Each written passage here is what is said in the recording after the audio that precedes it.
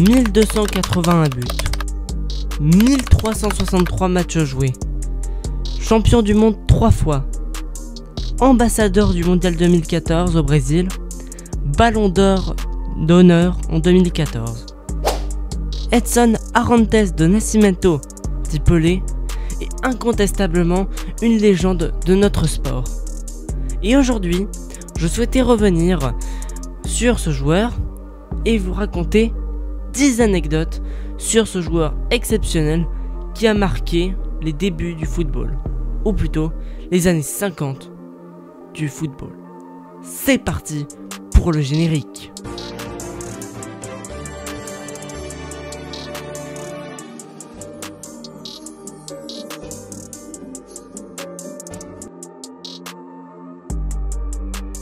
C'est parti pour la première anecdote. Edson Arantes do Nascimento, dit Pelé, que j'appellerai donc normalement Pelé durant toute la vidéo, signe avec un club brésilien, Santos, quand il a 15 ans. Il marque 4 buts pour son premier match amical contre la ville voisine de Cubutao. Un peu plus tard, la même année, le 7 septembre 1956, il dispute son premier match officiel contre les Corinthians et inscrit son premier but officiel, donc en tant que joueur professionnel. Parti pour la deuxième anecdote. Le 21 novembre 1964, Pelé marque 8 buts avec Santos contre Botafogo, qui est un club dirigé aujourd'hui par John Textor, le propriétaire de l'Olympique Lyonnais, pour donc une victoire monumentale en 0. Ça me rappelle un peu France-Gibraltar, même si c'est pas le même score. Bon voilà. Et donc dans sa carrière, le roi Pelé inscrit 92 triplés, 4 fois il a mis un quadruplé et 6 fois il a mis 5 buts en un match. Et donc une seule fois il a mis 8 buts. C'est quand même énorme. C'est parti pour la troisième anecdote. Pelé revendique 1281 buts en 1363 matchs. C'est ce que je vous ai cité au début de la vidéo. Mais le débat fait donc rage entre les matchs officiels, 757 buts, et les matchs non officiels. Mais Pelé n'est pas le meilleur buteur de l'histoire, car il y en a un autre qui est Joseph Bican, un attaquant austro-tchécoslovaque, qui le devance. Donc moi quand au début j'ai découvert quand j'étais plus jeune Pelé, là je dis à mon père c'est lui le meilleur buteur du monde, il m'a dit ah oui. Et bah maintenant je sais que non hein. Le mensonge sort toujours de la bouche des adultes, retenez bien ça. C'est parti pour la quatrième anecdote.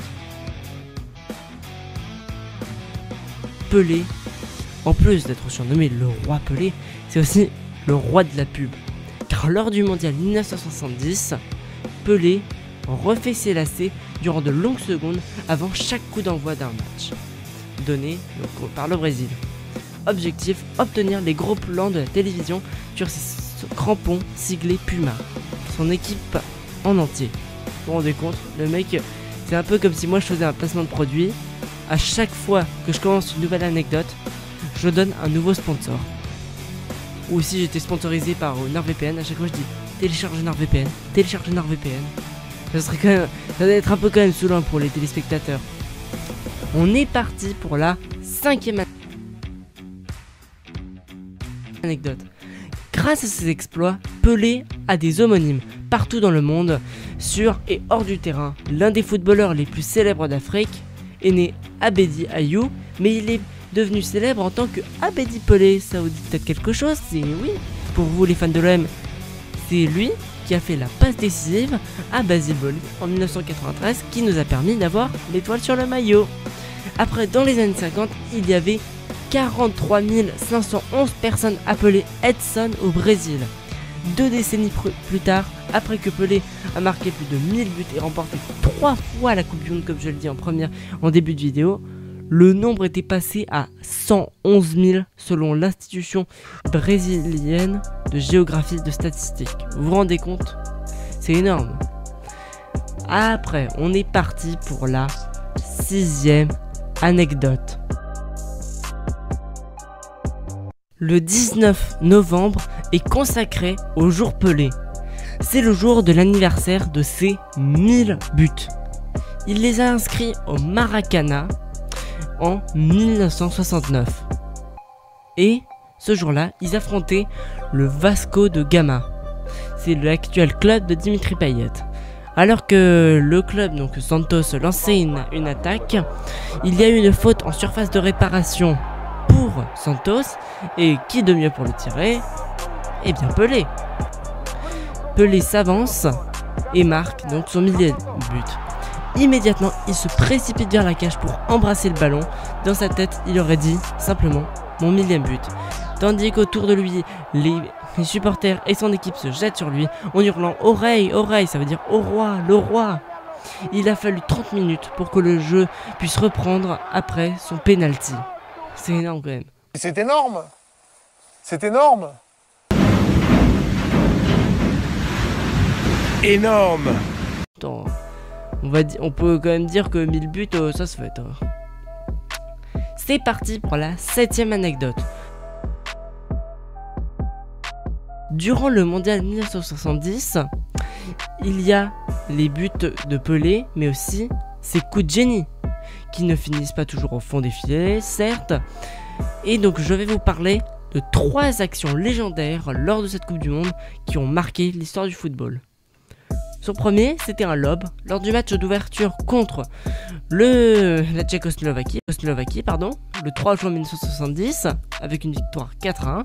Pelé tente un geste fou depuis son camp, un lob qui va se rater au pied du poteau adverse. Ah, moi je serais quand même un peu effondré. Après, le deuxième, c'était l'arrêt du siècle. Encore au premier tour contre l'Angleterre, le 7 juin 1970, avec une victoire 1-0, Pelé s'envole et reprend de la tête le ballon qui file au but, mais le gardien Gordon Banks parvient à le détourner. Pelé déclarera « J'ai marqué un but, mais Banks l'a arrêté ». Le troisième, c'est la feinte du siècle.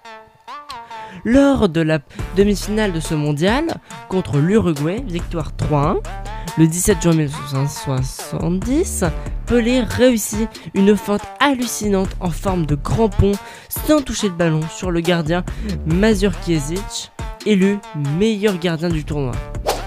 Je pense que quand même, quand il a eu le trophée du meilleur gardien, il devait être un peu amer quand même. Après, c'est parti pour la 8e anecdote. En 1961, le président du Brésil, Jânio Quadros, publie un décret déclarant que Pelé est un trésor national qui ne peut pas être exporté. Le Santos FC refuse ainsi les offres des grands clubs européens tels que le Real de Madrid ou encore l'AC Milan. C'est pour ça qu'on l'a jamais vu en Europe. Oh, je suis dégoûté. C'est parti pour la 9e et avant-dernière anecdote. Pelé a failli signer au Paris Saint-Germain. Vous vous rendez compte? Pelé a failli signer au Paris Saint-Germain en 1971. Dans son édition du 21 juin 1971, l'équipe annonce le possible transfert du roi dans le club de la capitale pour 9 millions de francs. À l'été 1971, le vice-président Guy Crescent se déplace au Brésil pour rencontrer son homologue de Santos, dont le club connaît des difficultés financières. Et comme l'explique le livre Histoire insolite et secrète du PSG de François-Xavier Cotin et Julien Mathieu, édition City, si ça vous intéresse, je vous mets le lien en description. Il confie à un journaliste de Sao Paulo: je suis à peu près certain que Pelé sera des nôtres en mai prochain. De passage à Paris le 21 décembre 1971, Pelé confirme les contacts avec le club de la capitale, mais met fin aux espoirs parisiens. J'ai été contacté par le PSG, mais mon contrat avec Santos n'était pas terminé et j'ai toujours exprimé le désir d'achever ma carrière à Santos, le seul club que j'ai connu. Le triple champion du monde signera finalement au New York Cosmos en 1975 et jouera un match amical au Parc des Princes avec le club américain contre le PSG, donc le 14 septembre 1976. Oh, au moins il aura joué au Parc des Princes.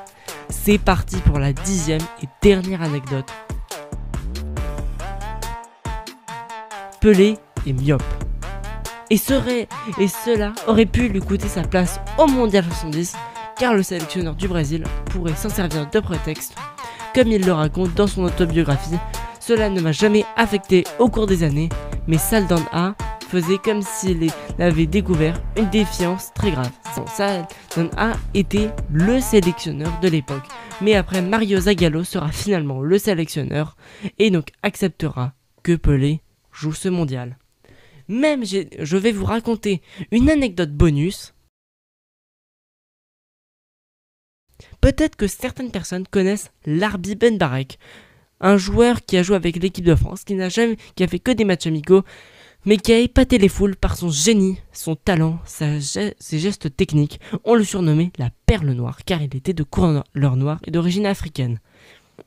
Et Pelé, dans une interview, aurait déclaré: si on dit que je suis le roi du football, alors Ben Barek en est le dieu. Et c'est sur ces belles paroles que je vous dis que nous arrivons donc à la fin de cette vidéo et que j'espère qu'elle vous aura plu et intéressé. Et bien sûr, n'hésitez pas à liker cette vidéo, à vous abonner à mon compte TikTok. On se retrouve dans une prochaine vidéo. Abonnez-vous à la chaîne YouTube. Ciao les gars!